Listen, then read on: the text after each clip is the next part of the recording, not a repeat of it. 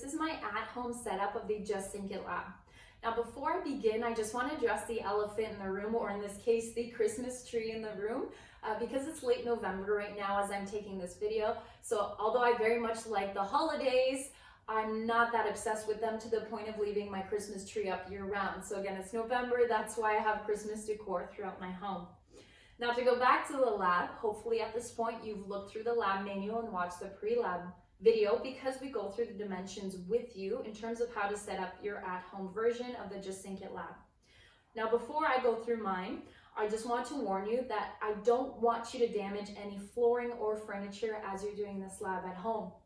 So for example, I'm using masking tape or painter's tape.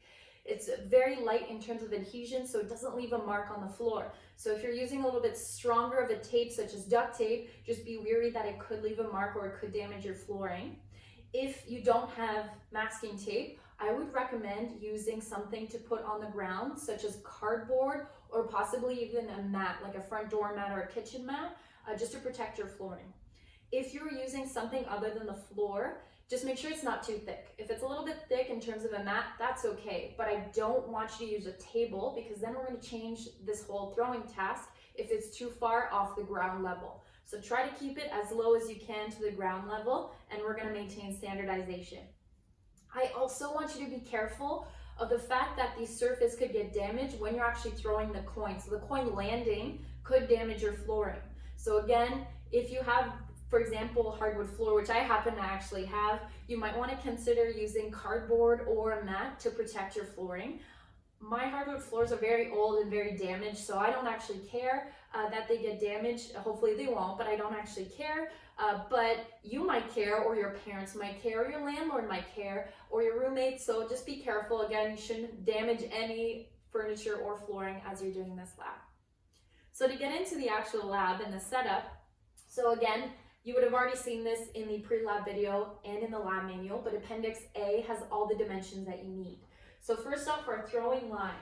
From the throwing line to the outermost circle's front edge, it is 2.4 meters, which is the same distance that they use in darts from the throwing line to the wall where the dartboard is mounted. These circles are actually the same diameter as the circles you would have been using in the lab should we have been using the Dream Green doing the putting task. So we have a big circle with the diameter of 2 feet or 24 inches. The middle circle is 16 inches, and the one the closest to the cup is 8 inches. And then smack dab in the middle, I have my cup. I recommend putting a little dot or piece of tape right in the middle of all 3 circles so that you know where to reset your cup should it fall over. And if it does fall over, you do have to reset it between every single throw. However, to help with that, I actually have a piece of tape underneath my cup to help it stay upright. But again, if it falls over, just make sure you put it back right in the center, and I have a little dot there in the floor. Now, I recommend, of course, using a plastic cup for obvious reasons. If you're throwing a coin at a glass cup, it could shatter. So please make sure you're using a plastic cup. I have a blue Solo cup here. You can use a Solo cup, but we don't want you to spend money on this course other than possibly ink.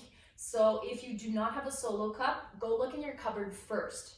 If you have a cup that's about 12 centimeters in height and about 9 centimeters at the opening of the mouth of the cup, that's perfect. If it's a little bit off, still fine. Again, we prefer you don't spend money on this course. So if you have one that's relatively close to those dimensions, that's going to work for us. Now, before you start, once you have everything set up, take pictures of your setup.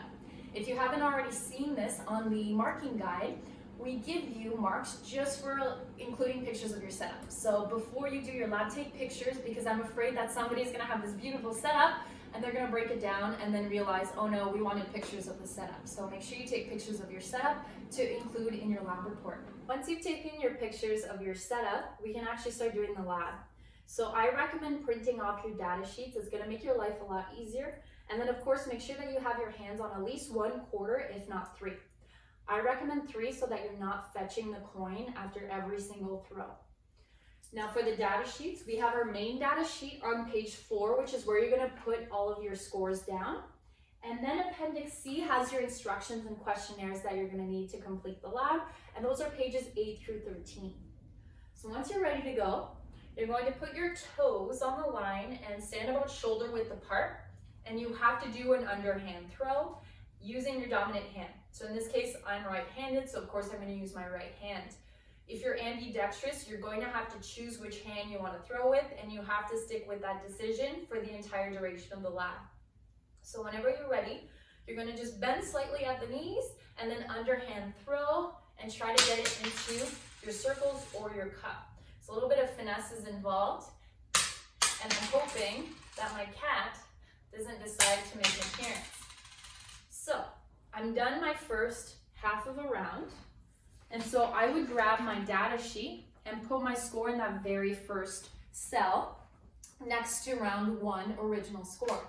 So my original score, I only have 1 coin, the cup's probably covering it, but I have 1 coin in the outermost circle, which is a score of 5. The other 2 coins went flying out of the room, so those are scores of 0. The next circle in is 10 points, then we have 15 points, is the closest to the cup, and then in the cup would be 20 points. So that's why your column actually says original score out of 60, because 60 is the highest score that you could get if you had sunk all 3 coins into your cup. If you happen to have a Winston like I do, hopefully you make a mental note of your score before they swap your coins away, because he's done that a few times to me today.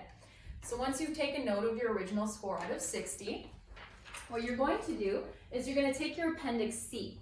So you're going to read the paragraphs, and then what you're going to do is you're going to put them down. So there's a note that says important, do not flip to the next page. You're going to collect your coins, and then you're going to go back to your throwing line.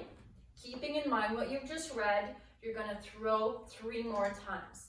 So once you're done throwing those 3 more times, you're actually done round 1, and then you're going to record your score after throwing instructions, once again out of 60 because it's 3 throws, and you're done round 1. Once you're done round 1, then you can flip the page, and there's a questionnaire to be filled out after you've completed round 1. Then once you are done round 1, you're going to grab your coins, you're going to step back behind the line, you're going to throw 3 more times.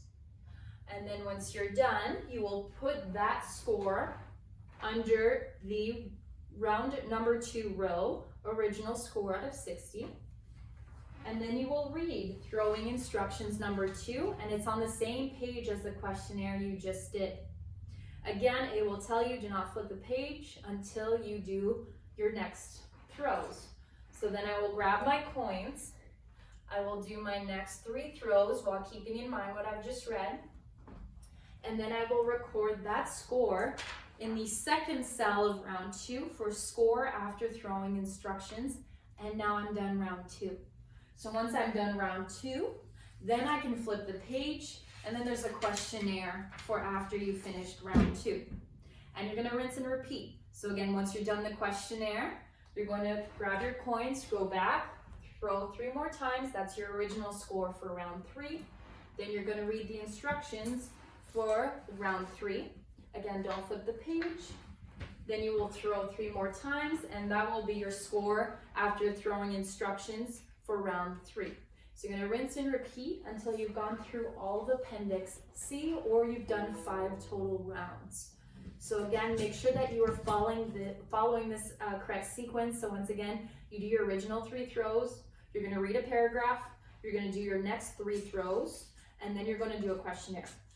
Then back to throwing for your original 3 throws, you're going to read a paragraph, you're going to do your next 3 throws, and then you're going to do a questionnaire. Rinse and repeat 5 times over, and it's imperative that you follow these procedures in order to do this lab correctly.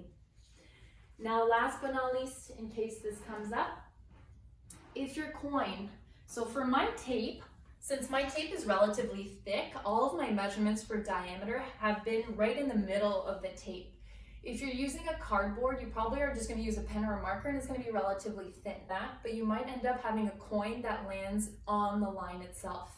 So if it's shading towards one side more than the other, I'm not sure if you can see that, but it's definitely shading towards a score of 10 versus 5, although it's touching the line, give yourself the score of 10.